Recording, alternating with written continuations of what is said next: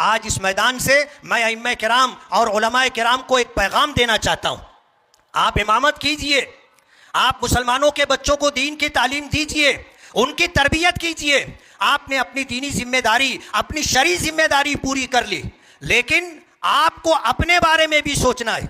आप दीन की खिदमत करो और पूरी तुंदही और ईमानदारी के साथ करो, लेकिन उसी के साथ साथ आप कोई कारोबार भी करो, आप कोई कारोबार भी करो ताकि आपकी मोहताजगी खत्म हो, मोहताजगी खत्म हो।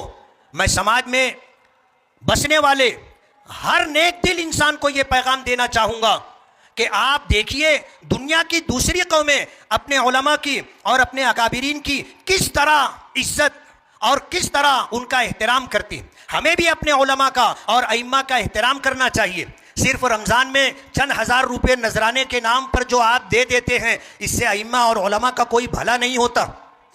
उन अइम्मा और उलमा को आप हमेशा अपने साथ रखें, उनका सहारा बन करके, उनके मददगार बन करके आप जिंदगी गुजारें।